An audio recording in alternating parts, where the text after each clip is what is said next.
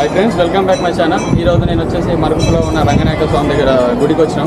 ఇక్కడ ఈరోజు బ్రహ్మోత్సవాలు జరుగుతున్నాయి, రథోత్సవం. ఈరోజు వచ్చిన మనతోటి ఇప్పుడు శేషాద్రి పంతులు గారు ఉన్నారు. వాళ్ళ వంశపరంగా ఇక్కడ జాతర వీలే జరిపిస్తున్నారు. ఒక్కసారి అడుగుతాం.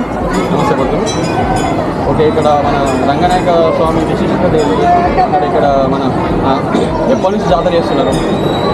శ్రీమన్నారాయణ మరుగుజు గ్రామం మండలమైంది జనగరాజం చెందుతున్నది. ఇక్కడ మేము వంశపారంపర్య అర్చకులము. మా తాతగారు, మా నాన్నగారు, మేము కూడా నిర్వహిస్తూ వస్తున్నాము. కాబట్టి ఈ రంగనాథ స్వామి దాదాపు 400 సంవత్సరాల చరిత్ర ఉన్నదని చెప్పని మన పెద్దలు చెప్తూ ఉంటారు. ఈ దేవాలయం ఇక్కడ స్వామి అనుకోకుండా ఇక్కడ ఒక బండి మీద తీసుకుని వస్తుంటే స్వామి ఇక్కడ ఆ బండి ఇక్కడ కదలకపోవడం చేత ఇక్కడే స్వామి ప్రతిష్ఠితం కావాలని చెప్పని అభిష్టం ఉన్నదో చెప్పిన ఆ ఉద్దేశం చేత స్వామిని ఇక్కడే ప్రతిష్ఠ చేయడం జరిగింది. తర్వాత ఇక్కడ వైశాఖ శుద్ధ పాడ్యమి నుంచి తర్వాత పంచమి వరకు వార్షిక బ్రహ్మోత్సవాలు జరుగుతాయి. పాంచరాత్ర ఆగమ సిద్ధాంతం ప్రకారంగా ఇక్కడ యాదాద్రి, తర్వాత భద్రాద్రి, మిగతా వైష్ణవ దేవాలయాల్లో జరిపే విధంగా ఇక్కడ అర్చనా విధానము పాంచరాత్ర ఆగమ పద్ధతిలో జరుగుతుంది. వార్షిక బ్రహ్మోత్సవాలు కూడా అదే పద్ధతిలో జరుగుతాయి. తర్వాత ఇక స్వామివారికి అధ్యయన ఉత్సవాలు కూడా జరుగుతాయి. ఇక్కడ 12 మంది ఆళ్వారాదులు ఉన్నారు. ఆళ్వారులు అంటే పరమ భక్తులు, స్వామి యొక్క చాలా అత్యంత ఇష్టమైనటువంటి భక్తులు ఇక్కడ వేంచేసి ఉన్నారు. చాలా ఇది ఒక విశేషము.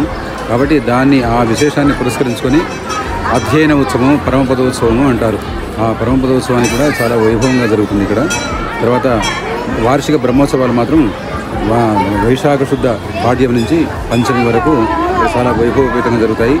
తృతీయ నాడు, 10వ నాడు స్వామివారి తిరుకల్యాణ మహోత్సవం జరుగుతుంది. చతుర్థి నాడు స్వామివారి శకటోత్సవము అంటారు. స్వామివారిని గరుడ సేవ ఊరేగింపుగా తీసుకుని వెళ్ళి బయట ఉన్నటువంటి వీరాంజనేయ స్వామి దగ్గర ప్రతిష్ఠ చేసి అక్కడ నిలిపి ఆ ఊళ్ళో ఉన్నటువంటి ఆ కర్షకులందరూ, రైతులందరూ కూడా చాలా సంతోషంతో, హర్షోల్లాసాలతో ఆ బండ్ల మీద, తమకున్నటువంటి వాహనాల మీద, బండ్ల మీద ఆ స్వామి చుట్టూ కూడా ప్రదక్షిణం చేసేటువంటి ఒక అద్భుతమైన కార్యక్రమం చాలా కన్నుల పండుగగా జరుగుతుంది చతుర్థి నాడు. తర్వాత పంచమి నాడు ఉదయం 7 గంటలకు నుంచి స్వామివారి దివ్య విమాన రథోత్సవం ప్రారంభమవుతుంది. ప్రారంభమై ఆ ఊరి బయట ఉన్నటువంటి ఆంజనేయ స్వామి దగ్గరకు వెళ్ళి మళ్ళీ ఆ యొక్క రథం మళ్ళీ ఆలయానికి చేరుకుంటుంది. ఈ విధంగా తర్వాత ఆలయానికి చేరుకున్న తర్వాత స్వామివారికి తిరుమంజన స్నపనం ఉంటుంది, నవకలశ స్నపనం జరుగుతుంది. తర్వాత చక్రతీర్థం జరుగుతుంది. ఆ చక్రతీర్థము మహదాశీర్వచనంతో ఇక వార్షిక బ్రహ్మోత్సవాలు పరిపూర్ణ సుసంపన్నం అవుతాయి. చాలా ఇది ఇక్కడ చాలా స్థాన మహిమ చాలా ఉన్నది. ఎందుకంటే చాలా 400 సంవత్సరాల నాడు ప్రతిష్ట జరిగినటువంటి మూర్తి కాబట్టి అక్కడ ఇక శ్రీరంగంలో రంగనాథ స్వామి ఏ విధంగా ఉంటారో అదేవిధంగా శ్రీరంగ క్షేత్రము అంటే చెన్నైలో, తర్వాత మద్రాసులో ఉంటుంది, తమిళనాడులో. అది చాలా పెద్ద క్షేత్రం. అది ఆ పెద్ద క్షేత్రం 7 ప్రాకారాలు ఉంటాయి. చాలా ఒక ఊరులాగా ఉంటుంది. అది ఆ ఊరిలో ఉన్న ఆ క్షేత్రం ఆ రంగనాథుని యొక్క అంశనే ఇక్కడికి తీసుకుని వచ్చి ఇక్కడ ప్రతిష్ఠ చేయడం జరిగింది. కాబట్టి ఇక్కడ స్వామికి నమస్కరించుకొని హృదయపూర్తిగా, మనస్ఫూర్తిగా, ప్రేమగా తమను తాము అర్పించుకొని స్వామి నీవే దిక్కు, నీవే శరణాగతి అని చెప్పని స్వామిని వేడుకున్నట్టయితే తప్పకుండా వాడి మనస్సులో ఉన్నటువంటి కోరికలన్నీ కూడా నెరవేరుతాయి.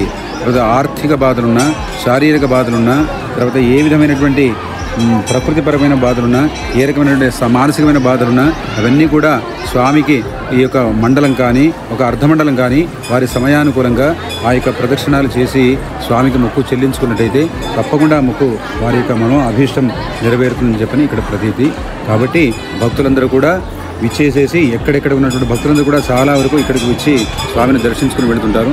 కాబట్టి అందరూ కూడా వచ్చి ఈ వార్షిక బ్రహ్మోత్సవంలో పాల్గొనండి. తర్వాత మిగతా రోజులలో కూడా ప్రతి రేవతి నక్షత్రం నాడు స్వామికి అభిషేకం జరుగుతుంది. కాబట్టి ఆ రోజు కూడా పాల్గొనండి.